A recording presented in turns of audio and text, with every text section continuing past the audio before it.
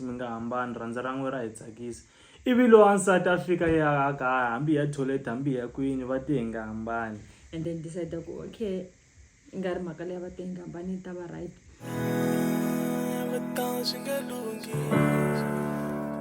Oh my baby, no kombela rufuno. Si come kahle mbilu ya mufuna bali baby wa. Si come kahle mbilu ya mufuna bali baby wa. Si come kahle mbilu ya mufuna bali baby wa.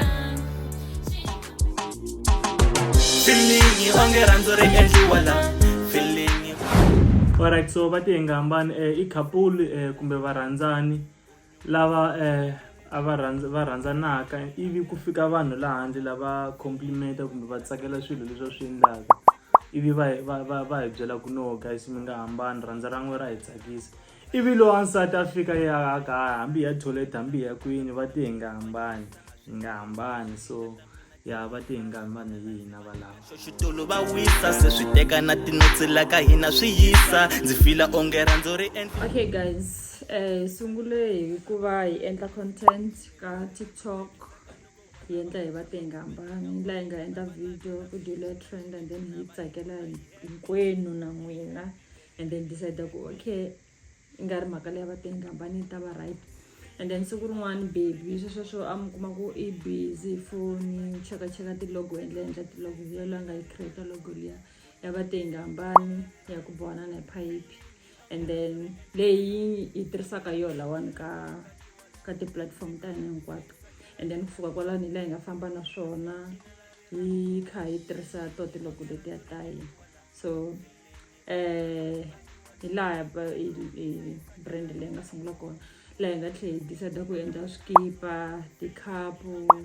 ma-tracksuit if na wona wa ta endleliwa na wona loko nga ri na wona wa ma-requesta u endleliwa hinkwaswo swi kona ya laha hi nga sungula kona. Tisa lera wena ndzi ku nyika ra mina. so va te hi nga hambani yi vula swilo swo tala ngopfu kahle yi vula rirhandzu i tsira makhapulu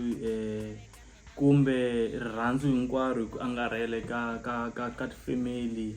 so yi va yi mina sweleswo yi dyondzisa ku hi rhandzanana kahle so laha yi hisaka koho yi va yi hisa ku no ku fana na sweswinyana ku na a ku ri na mhakanyana leyi trendaka nyana ya ku nghena ya ku no rirhandzu ra sweswi ra ha last nyana so yi lava ku tiyisisa ku no rirhandzu ra ha ri koho guys kumbe ku dyondzisa vantshwa kumbe vanhu lavatsongo no ku rirhandzu a ri vi koho ri qhuveka hi ndlela leyo cause a ku na xa ku nandzika ku tlula rirhandzu guys so i ku implementa ku guys a hi rhandzananeni rirhandzu ra ha ri koho let's just give it a chance and then ya hi ya mahlweni so ya ni nga ku yi vula sweleswo.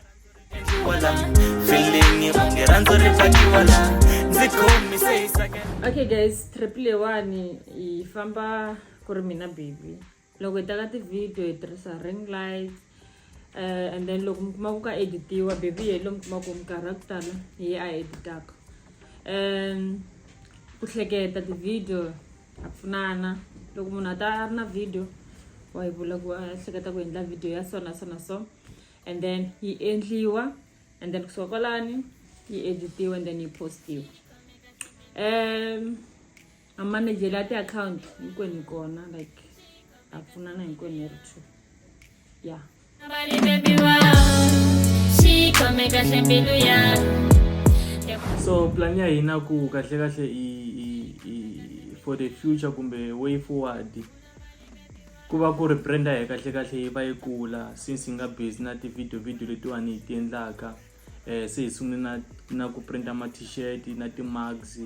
and then hi sungula ku yimbelela sweswinyana lava swi tivaka va swi tiva va tiva tinghoma ta yena so i ku kahle brand yi kula kahle and yi famba business leyi yi tiveka misava hinkwayo jikelele so ya kahle ku brand yi va yi kula yi tiveka va supporta vanhu va hi vite ka ti-gigs ya performer va supporta va hi xavela swikipa ti-mugs ku na hi ta kota ku ti hanyisa. So ni nga ku yo way forward ya ko yeleya ku na swin'wana ni ku navela ku i advertisela van'wana kumbe hi navetisela van'wana ti-video va ri mabindzu ya vona, especially letsi sweswinyana hi vita va ka Toyota ku ya va advertisela timovha ta vo o KFC advertise swakudya just hi content liya hina.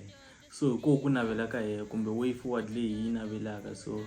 hi ta tshama hi ri karhi hi phusha the way leswi phusaka swona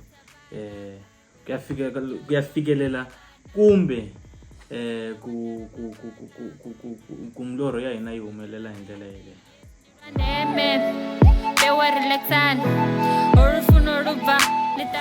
Okay guys, ti-comment ta negative kun'wana na kun'wana ti va ti ri kona, so ti-comment leti hi ti kumaka ka ti-video ta hina ti va ti tele ngopfu na leta ta positive ta kona. So leta ta positive ta ku tala na tona hi tsandzeka ku hlamula hinkwato, mara ku na leti tekaka tona. So loko u ta u commenta ya negative a hi nge ku tekeli ngohlokweni, mara ku na ku kuma ku munhu a nga swi twisisi and u commente hi negative, hi leyi nga ta kota ku hi nga teka comment ya wena hi hlamusela u kota ku swi twisisa ku endleka yini. N'wana batho ndiyamufuna. U tshama u phuza xampopo la ka mina wa ha to jeka. Hi yivile hala va ri va le ku teni va ta hisa hi mathayere. U yi vona ma?